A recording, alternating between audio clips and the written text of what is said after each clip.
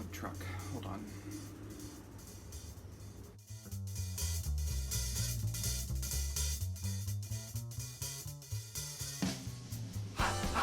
Hello, and welcome to the Budget Knitter Podcast. My name is Spargur. I am your host. You can find me on Ravelry as WSpargurKnits. You can find me on Twitter as WSpargur9455, Instagram as WillMSU, and starting as of a couple weeks ago, we are now on Facebook as The Budget Knitter. You can search it just in your Facebook search box, and you can like that page, and you can get a lot of really cool updates there as well. So thank you for joining me. If you're a seasoned subscriber, welcome back. If you are a new subscriber, thank you so much for your loyalty to this channel. I really appreciate you taking the time to watch my videos and learn a little bit more about me and about this community. I really enjoy hosting this podcast. I know there's a lot of podcasts for you to choose from, so I really appreciate you taking the time to watch this one. So a couple of quick things. Gotta look at my notebook. Oh, I do want to let you know at the end of this episode, or towards the end of this episode, there is going to be a giveaway, so stick around. I know today is probably going to be a relatively long one. I have a lot to show you, so let's just get right into it, okay? So, first of all, I haven't done this in a while, and I noticed that a lot of people are starting to pick it up again. So, what am I drinking?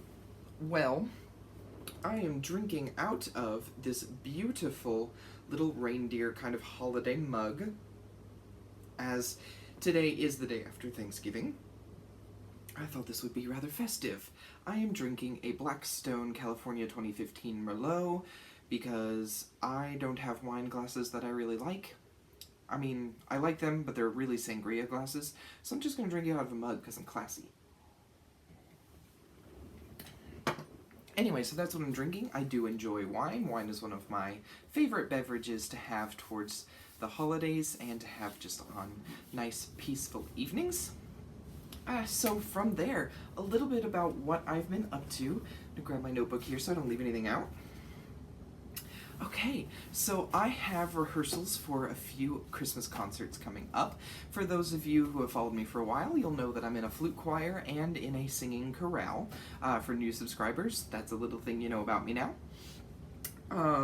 So I have a concert on December 3rd for my flute choir, and I have 4 performances with my singing chorale on December 9th and 10th, the weekend following. I'm really excited. For those of you who are new, I majored in music, so it's a big part of my life. It's something that I hold very dear to my heart, and I'm very excited that now that I live in Las Vegas and I've been out of school for a while, that I'm getting to do something with that again. With that, if you follow me on Instagram, you'll know that I now own a piccolo. I've never owned a piccolo before. I have played one before, but I've never owned one, so I'm very happy to own one now. For those of you who don't know, a flute is about this long. A piccolo is about this long, and it plays twice as high. It's really loud, really high. You'll probably know them more from like marching bands, stuff like that. But I'm being asked to play a piccolo part in my flute choir, so since that seems to be happening more frequently, I went ahead and bought one, so I'm very happy to have that. If you want to check it out, you can head over to my Instagram. From there, I have been setting up for Christmas. My tree is up, my garland is over my mantelpiece, I have a few lights here and there, and just some little knickknacks kind of here and there. I actually don't have any behind me. That's kind of cool. I do have the Polar Express here. That's the closest I have to Christmas behind me. So I do have that. But most of my Christmas decorations are over in my living room. I will insert a picture here so that you can kind of see how I've got things set up. And, yeah. So, I'm also setting up my Christmas display at work. I'm being allowed to do that, and I've got a couple of people who are helping me do so. Here's a couple of pictures of just some preliminary stuff. I have a smaller model of the Polar Express in my possession, and I decided that that would be a really cool thing to have at work, because I don't really have anywhere to set it up here at home at this moment right now, mostly just because I have dogs, so I can't really have it on my floor, and I don't really have any space that's up off of the floor right now. So I'm going to set it up at work, and I'm really excited about that. There's a lady who's bringing in her old village, and we're going to set that up and do the snow and the lights, and we're going to put a Christmas tree somewhere in the middle, and I think everybody's going to bring in kind of a stocking for themselves, and towards more towards Christmas, I think we're going to start putting like little knickknacks and small wrapped gifts in there just for each other, just to brighten each other's day. And so that's a really cool thing that's happening. So yeah, I love the holidays. The holidays is probably one of my favorite times of the year. Also, I really like the cold, so Christmas just reminds me of cooler weather and hot chocolate and eggnog and feel-good movies and blankets and cuddling up with your loved ones or your fur babies or both. So yeah, those are things I'm really looking forward to, and things, well, I'm hoping to get some more decoration soon, because I would like to decorate the outside. I haven't done that where I live for a while, only because I live in a condo complex, and while I'm confident that I can decorate like my porch, I don't know kind of the rules on like putting stuff in the yard, because it's more communal than it is private. So I don't know to what extent I'm allowed to decorate my exterior, but I would still really like to do that. So hopefully that'll be happening here in the next couple of weeks. And by next couple of weeks, I mean hopefully within the next week and a half, because after that it's just like I'm going to put it up and then take it right back down. Anyway, the last thing is dealing with a couple of serious things in my life. I don't really talk about this a whole lot because it is kind of a painful subject, but I'm finding that talking about it helps. I'm 26 years old, and there's going to be a lot of people in this community who are like, wow, you are so young, you have so much life ahead of you to live. The crazy thing is, I, on a daily basis, feel like I don't have a lot of life to live. And the best way I can explain that is I experience very high levels of anxiety regarding my own mortality. Now, there's a lot of people who are like, well, just think, you won't have any debt, and you won't have any bills, and you won't have anything to worry about when you're dead. I get that, but that's really not comforting.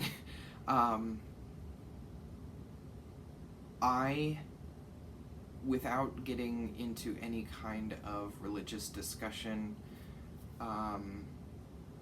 my personal beliefs is that death is the end. That consciousness does not continue when you've died. And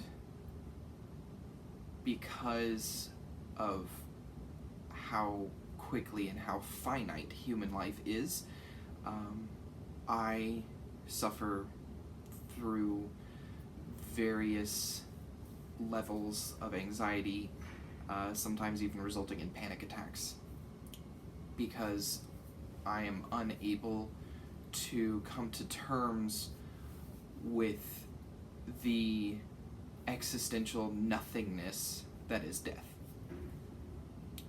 I have found that when I try to talk about it, it is not as terrifying when I'm able to open up and have a conversation with someone. It doesn't scare me. It's only when I'm alone and when I'm being reminded that this life is all there is. And that is a very difficult thought for me to cope with. And so on a regular daily basis, I am at one point or another suffering internally because I don't know how to handle it. I do see a therapist. I am trying to do everything I can to figure out why this is happening, and the only thing we've been able to come to the conclusion so far is that the shooting here in Las Vegas because of my close proximity and because I was watching it unfold that it has traumatized me, because this is not something that was much of a problem before that incident, but since that incident it has been almost debilitating.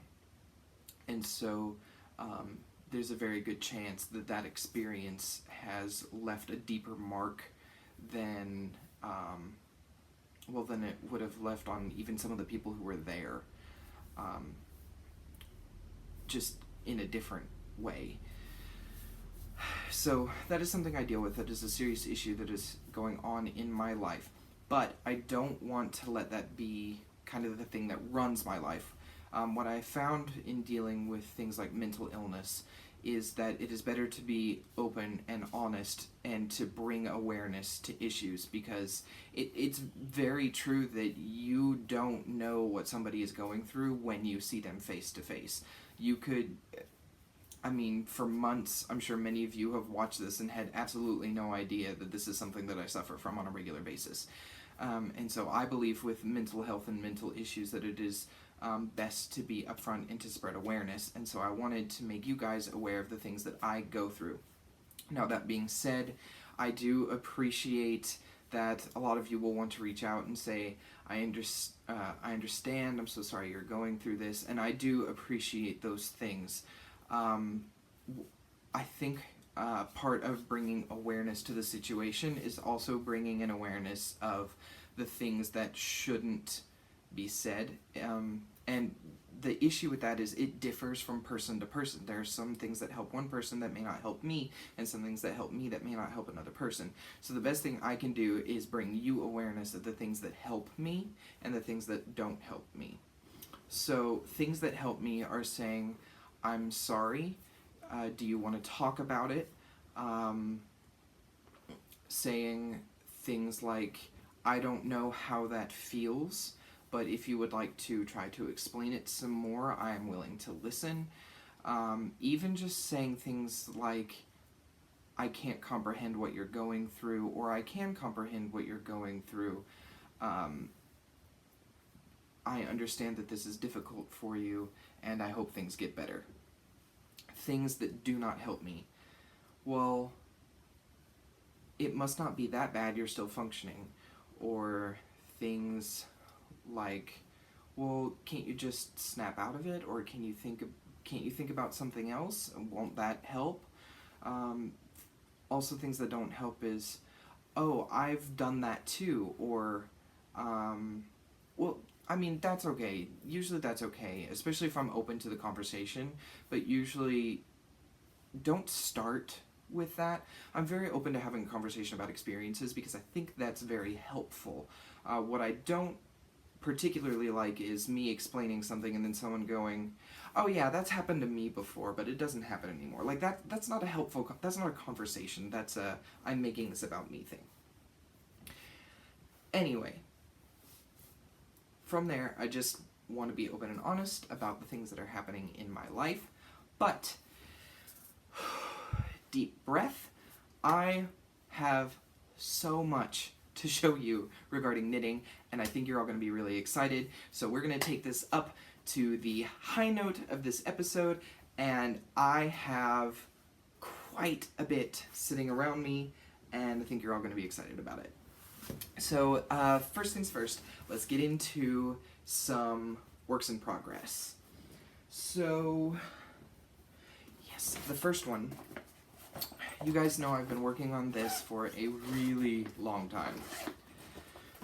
I'm feeling the home stretch finally. Okay, so you all will remember sock number 1.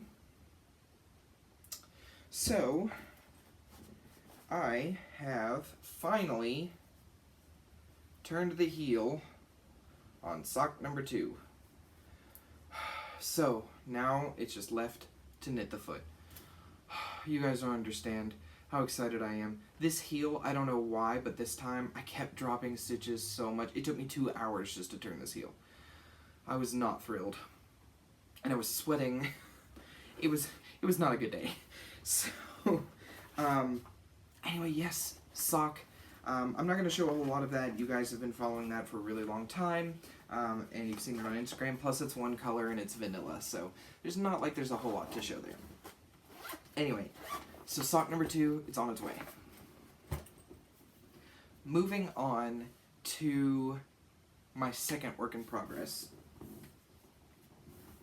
This is a new project, and it's been a really long time since I have knit a hat. I knit a few hats when I was starting out 5-6 years ago, and I haven't really done one since. Granted, I haven't really had the needles to be able to do so, but I recently did get some 16-inch needles, and so I started a hat. This is the Violet Waffle hat. It is a free pattern on Ravelry. So it is 2x2 ribbing here in the cuff, and then it is 2 rows of stockinette followed by 2 rows of 2x2 ribbing, 2 rows of stockinette, 2x2 ribbing, and then I'll start decreases once this reaches 7.5 inches from edge to top here. Then I'll start the decreases. So this was knit on US 4s for the cuff, and I'm using US 6s for the rest of the hat. This is a DK weight yarn. This is Lion Brand Mandala in the gnome colorway, and I think I could probably get 2 or 3 hats out of this, and I think I probably will, because I love the colors, and I love that you get about 2 or 3 per hat. So I can use the same pattern and just get like a variety, and I really like that. So I am working on that. So yeah, Violet Waffle, free pattern on Ravelry. I think it's gorgeous. It just leaves this really, really cool kind of checkered pattern, but it's, it's really cool. It's a waffle. And so that's exciting. I will probably have this finished by next podcast.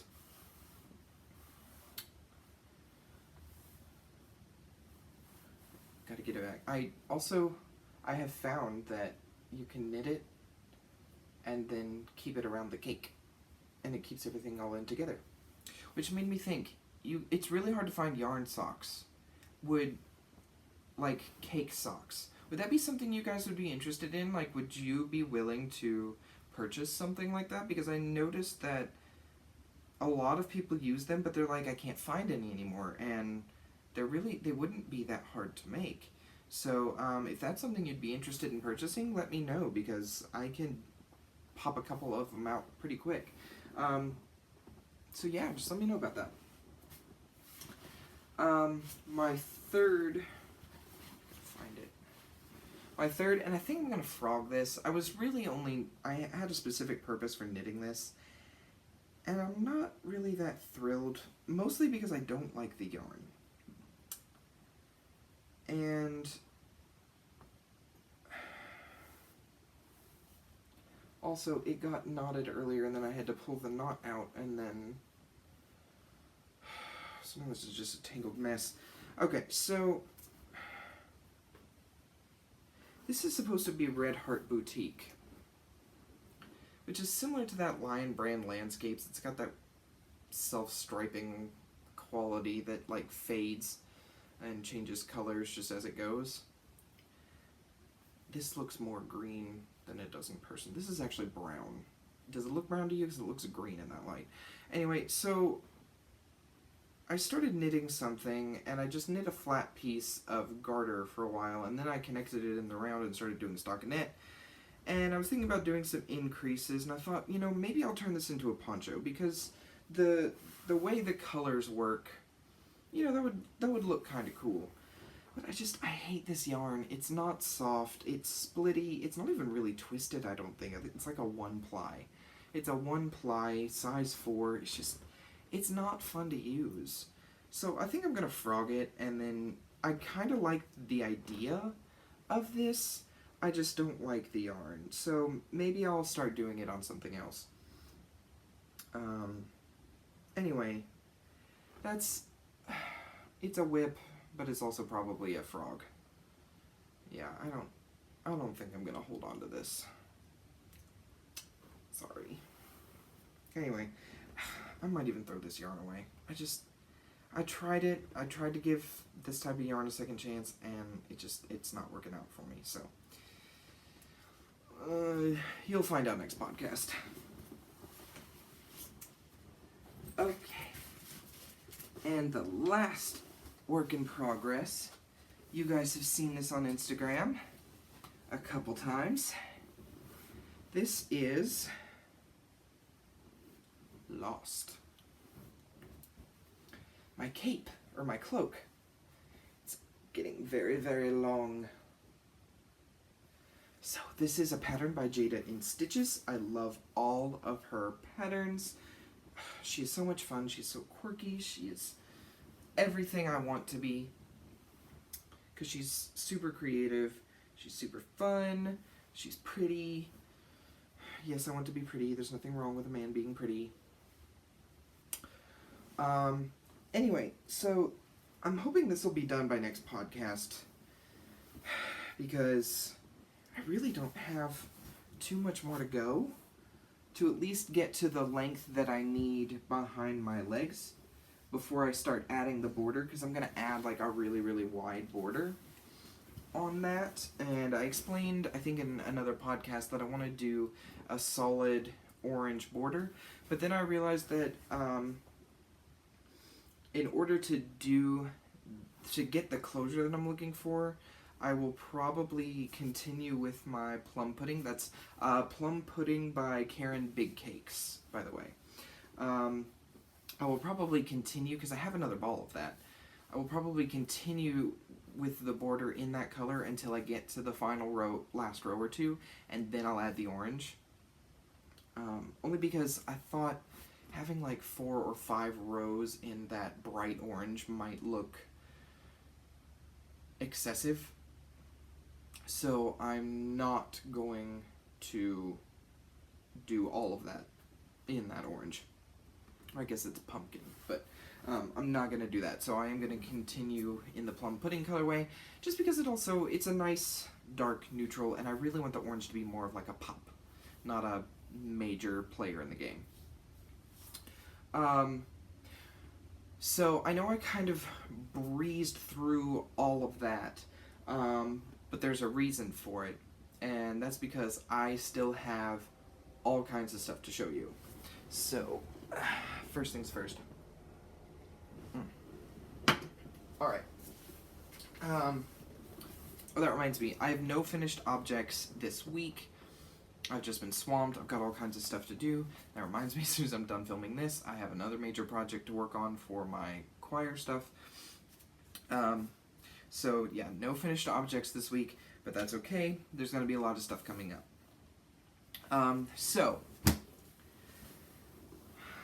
First thing, I meant to show this earlier, but I forgot. In regards to setting up my thing at work, this is part of the train that's going to be set up at work. The Polar Express, this is the hot chocolate car. I don't know if you're going to be able to see it, but I think there's too much of a glare. I haven't opened this yet, so you guys are getting a treat. I wanted to show you, this is the hot chocolate car, and if you're familiar with the movie, you'll know that scene. I wanted to show you that in the windows, you can see them handing out the hot chocolate. So, that's of course why this is called the hot chocolate car. But the other cars that are featured on the train that's already set up at work is the marionette car. So if you're familiar with the movie, again, that's the car where they're going through and you're seeing all of the forgotten and abandoned toys that Santa is going to re-bicycle or recycle. And then the Hero Boy. By the way, Hero Boy is what he's called in the credits. So the main character, his name is Hero Boy in the credits of the movie. He doesn't actually have a name. While he's trying to leave the car, a marionette puppet taps him on the shoulder and does this whole you don't believe in Santa because you doubt that he exists, blah blah blah. So that's the marionette car. Then there are 2 passenger cars that are just plain passenger cars, and then the observation car, which is the final car at the end of the train. It does have the silhouette of the lonely boy. If you're familiar with the movie, his name is Billy. He's the only character in the whole movie other than Santa that has a name, so his name's Billy. So he's in the last car. So that's what this is. So this is the 5th car that I need to add to that, and then the train will be ready to go. And then we just have to set up the village and the tree and the lights and everything else. Okay, so back to knitting stuff, because I do have a lot to show you. First things first, a lot of you, if you've been following me from the beginning, will know that I really, really want to get into yarn dyeing. And I have different reasons for wanting to do that. Not really sure if it's something I want to turn into a business, but it is definitely something that I want to at least try and see if it's something I enjoy, because if I don't even end up selling it, what I'd really like to do is to be able to dye yarn based on something that reminds me of a person, and then knit something for that person out of that yarn that I dyed, and be like, this is one of a kind because I dyed the yarn and then I knit this project for you. It's just my way of saying I'm thinking of you, and this is the best way that I can show my appreciation for you being in my life. So, a couple weeks ago I showed you that I had indeed gotten my stock pot. I also did get my 5-pound bag of citric acid. It's actually in the stock pot under the counter. I didn't feel like that was a need to show you. But what I have now is I have my acid dyes. This is from Jacquard's, Jacquard, and then this is kind of a starter kit, so it's got 4 colors. This is sun yellow, fire red, turquoise, and jet black. So it even says on here that you can make a variety of colors, because these are the primary colors plus black, so you can make almost any color and shade with just these 4 dyes. So I'm really excited about being able to use this. This is a starter kit. It also comes with citric acid, so I do have a little bit of extra if I need it. I got this on Amazon. I believe it was somewhere like in the $20 to $30 range. I know that kind of seems like a lot, but I think it's kind of worth it, especially if you're getting all of these things. And if you want to get your hand in learning to dye, I think this is a great place to start. So Jacquard acid dyes. I will put a link to where I got this on Amazon in the description box below. Alright, now I gotta make some space. This is the biggest yarn haul I have ever had. So somebody suggested going to knitpicks.com. Well, one day I happened to be on there and they were having their massive 60% off yarn sale. So I went on there just to check it out. Oh my goodness, so many yarns, and some of them for $2 or less per ball. So I may have bought $100 worth of yarn. I know that totally, completely goes against the whole budget aspect of this podcast, but when I show you how much yarn I got for $100, I think you'll be as excited as I was.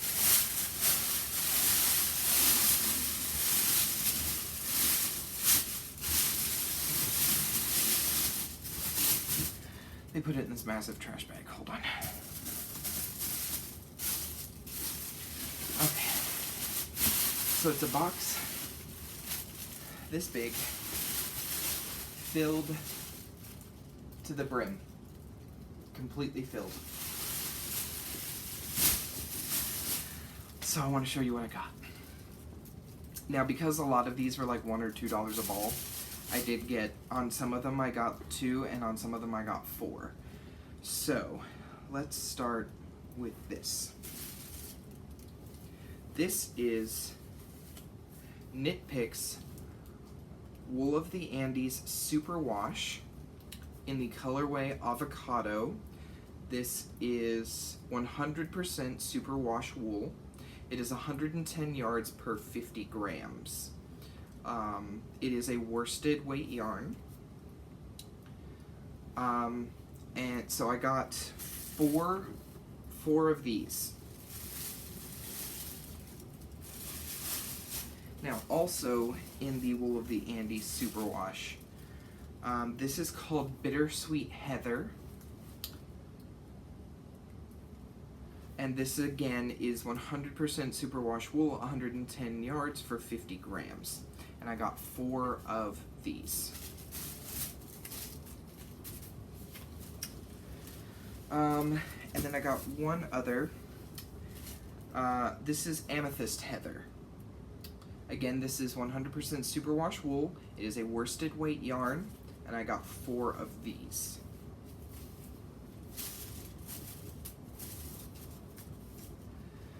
All right, next. This is the KnitPicks palette line in Rooibos Heather.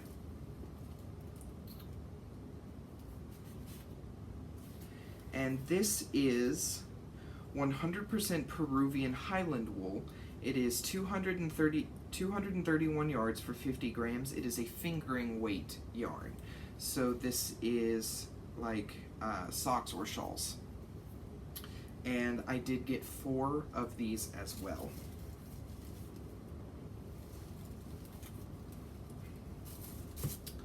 Also in palette, I got a toffee. I believe this is toffee. Yes, toffee. So in comparison, you've got toffee, and then you've got Rooibos Heather.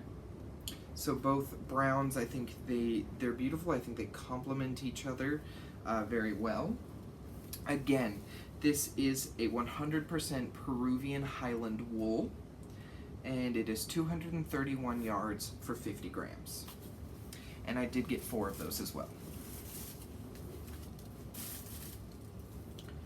Okay.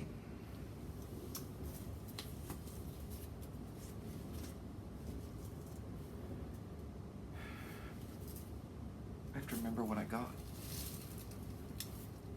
This is the Gloss DK. So this is a DK weight yarn.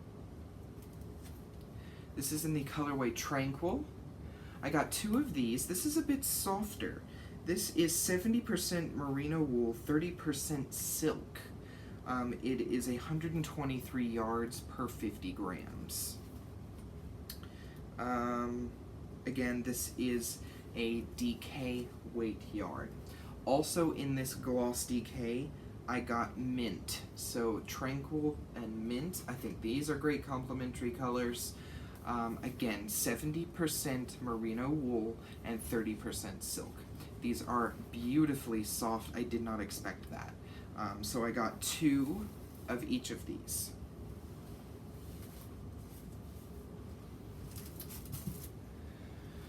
Still going. Alright, so this is KnitPicks Capra DK. This colorway is called Caviar. Again, this is a DK weight. This is 85% merino wool and 15% cashmere. And this is 123 yards per 50 grams. I got 2 in the Caviar colorway, and I got 2 in the Timber colorway. So Caviar and Timber. This is a beautiful brown and a beautiful gray. I did want some more neutrals. I really kind of went for neutral colors this time, mainly because I think they'll really help in kind of being the foundation for some different projects in the future. So that's kind of where I went with that. So I got 2 of each of those. Now, I got 2 of each of the next thing. So, you cannot dye yarn if you don't have bare yarn to dye. So, this is, I got the label turned on, this one, KnitPicks Galileo. This is a 50% merino wool, 50% viscose from bamboo. It is a sport weight, so that's 2, kind of like sock sport weight. And then this is 262 yards for 100 grams. And I did get 2 of those. This is so soft. I think this is my favorite base. This is super twisty. I don't know if you can see that, but it's like, it's got a lot of twist to it. So I'm very thrilled about this. Okay. Now, this one is Wool of the Andes. This is a sport weight. This is, again, is a bare yarn. Alright, so this is 100% Peruvian Highland wool. It is 274 yards for 100 grams, and it is a sport weight yarn. So I did get 2 of those. And last but not least, I also got another Wool of the Andes. This one is a worsted weight, so it's that 100% Peruvian Highland wool. This is 220 yards for 100 grams. So I did get 2 of these. So there are 2 skeins of each of the different bare yarns, so that I can test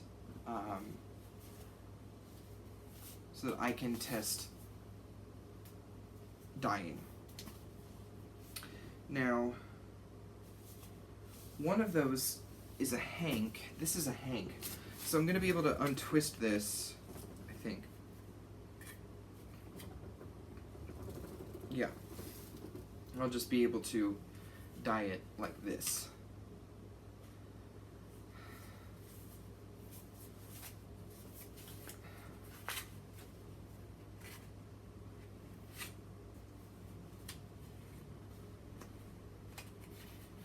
You know what? I've only ever made a hank, like, twice. I don't know if I'm doing it right. I'll have to learn how to twist this later, but it's sort of back in. I think I can do better.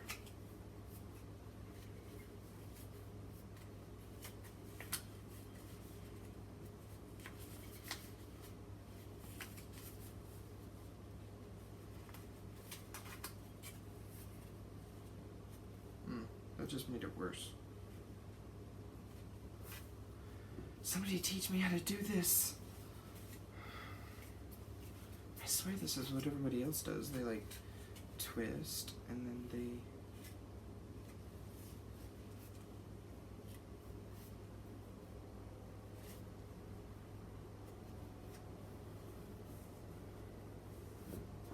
Is this not what everybody else does? Well, I'm just making this worse. Like, I'm legit just making it worse. How do you do this? You guys are going to enjoy watching me struggle on this podcast. Okay. You're supposed to, like, do all this twisting, and then you're supposed to...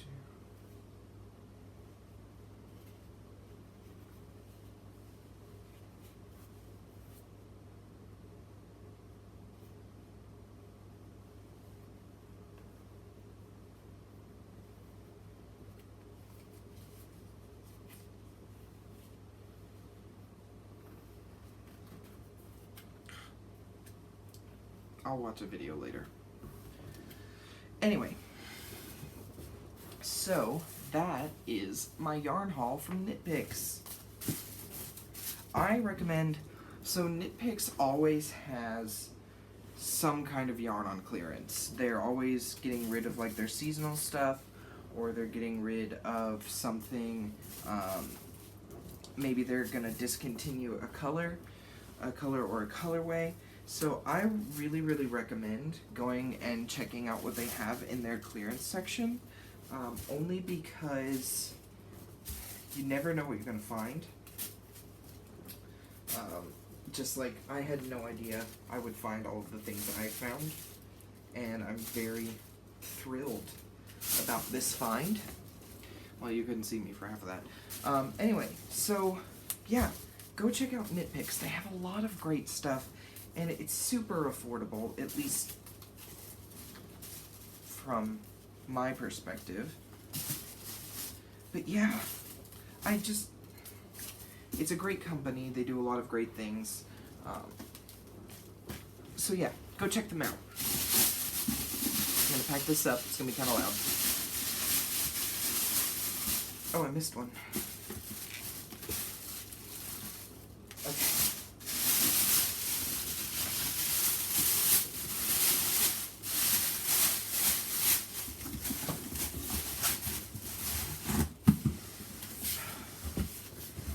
All right. I think there's just a couple of other things I want to go over. Let's take a look. Oh yes. So, a while back I posted that I was going to be doing a review of some needles. So, I have that little bit of a review, and this is going to be it's going to be kind of quick, but I do want to go over these because these fall perfectly into the budget knitting aspect of our lives. So this is a 16-inch stainless steel fixed circular needle set, okay? It comes with sizes US 0 all the way up to US 8, which is what that thing I'm gonna frog is on. Here's the 7s. They're stainless steel, perfectly smooth, metal cables. What I love about the metal cables is they don't stay twisted when you take them out. Like, they're ready to go. Like, this isn't a problem. They're quick. I actually really enjoy knitting them. That's what I've been knitting the hat on. These are perfect, but there's a couple of other things that you get in this set that I want to touch on. And while I'm doing that, I want to let you know that it's a medium taper with a medium sharp point, which is perfect for me because I tend to stab myself with super sharp needles. But you also get a knitting gauge. It has inches and centimeters as well as a needle sizing guide. 6 yarn needles, 3 large and 3 small. It has a double-sided, this thing gets stuck in here a lot, a double-sided stitch picker-upper. It's basically a just really tiny crochet hook, but it's double-sided. It comes with a flexible measuring tape, and it comes with a bag of plastic stitch markers. And then it has sizes US 0 through US 8, so that's 0, 1, 1.5, 2, 2.5, and then 3, 4, 5, 6, 7, and 8. So that's 11 knitting needles 11 knitting needles. They're sturdy, they're beautiful, they're not labeled, but that's not a problem, that's what the guide is for. But they're pretty self-explanatory. You start with the smallest, that's 0, and then you work your way up. Anyway, it comes in this cute case, it rolls up and it ties together. I'm in love with this set, and I'm in love with the price. $15.05 on Amazon. It comes in cord lengths of 16 inches, 23 inches, and 31.5 inches. This is perfect. This is exactly what I needed out of a 16-inch set. I'm very happy with this, and I'm very happy that Mihausa sent it to me to review for you and for them. So go pick up a set. This is perfect, and I'm not just saying that. I'm actually really enjoying knitting the hat that I'm using with these needles. Probably one of my favorite set of knitting needles. They're very similar to Chalgu's in the way that they're stainless steel. They're smooth, they're slick, they get the job done. I mean, it's a beautiful set. I absolutely recommend it, and I think you should pick one up. So yeah, with that said, I will be giving away a set of these needles, okay? It can be your choice if you want the 16-inch, you want the 31.5-inch, or you want the 23-inch. You let me know. Whoever the winner is, you can email me with your address and the size that you want, and I will get those shipped to you. I think this is a perfect set. You can either use it for yourself, or you can give it to somebody who's never had a circular knitting needle set, and wants to kind of get started with it and see how they like it, this would be the perfect set. Again, $15.05. So if you aren't the person who ends up winning, these are going to be available. These are beautiful. It's a gorgeous, gorgeous set. So, so the way that you can win these needles is you have to be a subscriber, you have to like this video, and you have to leave me a comment answering a question.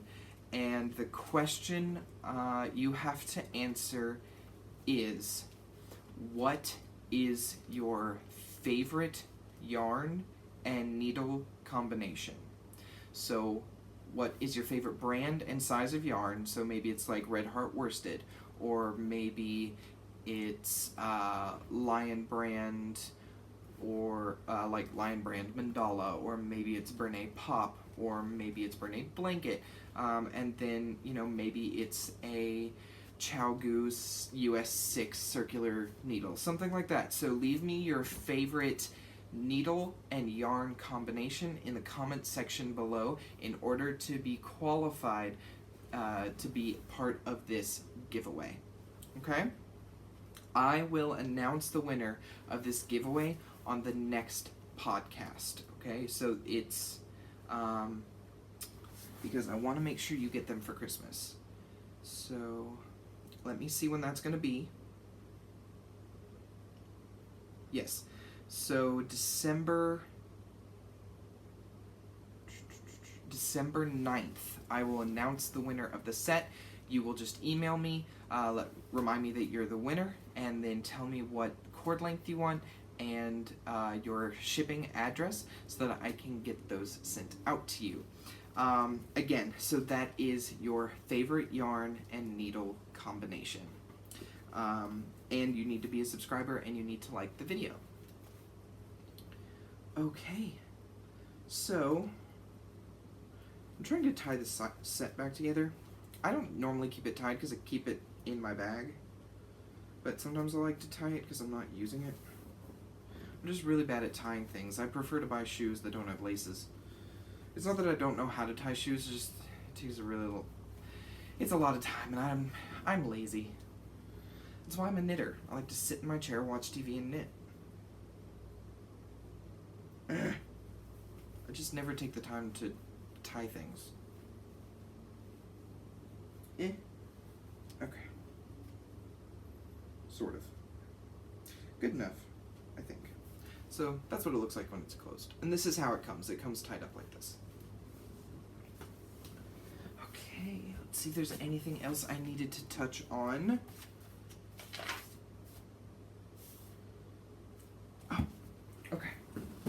So for those of you who are new, and for those of you who are seasoned subscribers, my pattern for my table runner is still available on Ravelry. It is $3. Thank you to those of you who have purchased it. I really, really appreciate you taking the time to give to the creative arts. I actually have used some of that money to buy Christmas presents. And by Christmas presents, I mean I bought yarn, because I tend to give knitted gifts. So you're helping me contribute to the knitting community. But again, a purchase of that pattern does help me. It helps continue doing this podcast. It helps continue to bring joy to others and to myself and to this community. So you can head over to Ravelry. You can search the Falling Autumn Leaves Table Runner, and it should pop up. It's under WSpargurKnits. It's $3, and I would really appreciate your support with that. Yeah, anyway, so just, I know I haven't done this in a while, but I know a lot of people were actually kind of interested in it. I forgot to update you on the things that I'm reading. So I finished a couple of different books recently. I finished that Kathy Reich's Deadly Decisions book, and then I read something after that. I can't remember what it was. Oh, I read a book called Last Summer by Michael Thomas Ford, I think. I think I explained it, the reading, like the first little bit that I had read in a previous podcast. But I did finish it. It was okay. It wasn't like a thriller or anything, but it shed an interesting light on kind of the realistic lives of people. So, I enjoyed it. Would I read it again? Probably not, because there are some books that I would reread, but that one probably not. Anyway, so I've moved on to a couple of things. I have moved on to Gemina in the Illumine series by...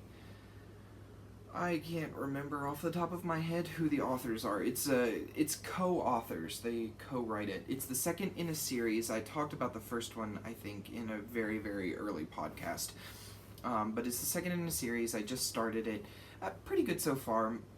These books, the style they're written in, it kind of takes a little bit to get going, but once it gets going, it'll be hard to put down. So I'm reading that. The other thing I'm reading is Smoke Gets in Your Eyes by Caitlin Doughty. Now, if you don't know who Caitlin Doughty is a licensed mortician. She has a YouTube channel called Ask a Mortician. She uses her knowledge of medieval history and her experience as a funeral home director and a crematory operator to inform people on the rituals surrounding the dead. She talks a lot about how other cultures, how they handle the passing of their loved ones and the types of celebrations or rituals that they go through. And then she also gives a lot of handy tips on things about the funeral industry here in America. Things like the laws and the things that your rights as the person who has lost someone, your rights as to the things that you have access to and the things you don't have access to. And she's also very much a advocate for natural burial. She runs a non-profit funeral home in Los Angeles called Undertaking LA, where they're very upfront about their prices, and what she tries to do is tell you, you don't need to pay hundreds of thousands of dollars or tens of thousands of dollars to have a funeral. It shouldn't bankrupt you to be able to take care of your dead. Also, embalming is not required by law. Unless somebody has a blood-borne disease, you should never be afraid of a dead body, because infections and things, even if somebody died from an infection, those things can't live in a dead body. So when somebody has passed away, that body is typically safer to be around than your living relatives. She's very much about teaching people how to dress and wash and prepare a body for a home viewing. She is death positive. And this goes into... I'm watching her because of some of the fears that I've had. She is very much about, you are going to die. There's nothing you can do about it. But what you can do is prepare for it. What you can do is leave your family with some peace of mind. What you can do is think about, how do you want your body to be prepared when it is your time? Do you want to be embalmed and placed above ground to decay in a mausoleum? Do you want to be cremated? Do you want to be wrapped in a shroud and placed in a shallow grave to where you can decay and return to the earth naturally? These are all things that she wants you to have knowledge of. She wants you to understand that for tens of thousands of years, people have handled their own dead with respect and integrity, and America seems to have moved away from that because we think, no, keep death in the back room because that's not going to happen to me. Well, the fact of the matter is, it is going to happen. It's going to happen. You're going to die. And she ends all of her videos with that, like, remember, deathlings, you will die. And then she adds some kind of tagline onto it. Reading her book gives me a little bit of comfort when it comes to understanding how things are handled beyond death and mourning. This is literally about in a way, it's a reminder that underneath, we're just bones. Underneath, we are all the same. We all have a brain, we all have a skeleton, we all have a nervous system, we all have organs, we all have a heart. Those things are all there. And when somebody has passed away, and she's very much about cremation and decay, and once the skin and the hair and the organs and everything is gone, and all that's left is the things that don't decay as easily, your bones, it's all the same. She actually, I was in the first chapter of her book, Smoke Gets in Your Eyes, she was talking about her first time ever operating a cremation machine. And when she pulled the person's skull out, she looked at it and went, this was once a person, and then all of a sudden, because heat causes bones to become very brittle, the skull just kind of shattered in her hands. And she's like, and that's all that remained of this person. I know this has kind of gone back to a low note, but what I'm trying to get at is that this is it's interesting. It's a way of confronting mortality in a very positive way. To be clear, she is not pro-death, she is just death positive, because there's nothing we can do about it, but you can understand it and prepare for it and be ready when that time comes. And so that is a very helpful thing for me. And also, on some lighter notes, she has some hilarious videos. There's one about, like, the trial of a dead pope, where this person, like, dug up a pope and put it on trial, and had somebody standing behind it pretending to be this dead body and giving responses for it. And she's like, 'cause the Middle Ages were magic. She's death positive, she's informative, she's historical, and she's funny. If there's anything you want to understand about the rituals of handling our loved ones who have passed, that is the person to watch. Her name is Caitlin Doty. Her videos her channel is called Ask a Mortician. I promise you, it is not something that will bring you pain. It is something that will only bring you understanding and clarity. That is not exactly where I wanted to end this video, but I think it's important, and I think it's important that we talk about these things. So anyway, quick recap. I got lots of cool yarn, I got some whips, I got some Christmas stuff going on, and I'm reading some cool stuff, and there's a giveaway. So remember to like this video, subscribe, and let me know what your favorite yarn and needle combination is to be qualified for that giveaway, and I will be announcing the winners on December 9th. So, thank you so much for joining me. This has been longer than several of my past videos, but again, I did have a lot to go over with you, and with this being a long holiday weekend, I had the time to share it. So, I hope you've enjoyed this. I hope that you have a wonderful holiday season. I will see you again in 2 weeks, maybe before that. Excuse me. I'm swallowing too much air. Anyway, I will see you again in 2 weeks for sure, maybe before that, I don't know yet. Anyway, just thank you for joining me. Go out and enjoy your crafting, your knitting, your crocheting, your whatever yarn project or whatever creative project that you do. Go out and share that with the world and love people. And I will see you all again very, very soon. Thank you and happy holidays.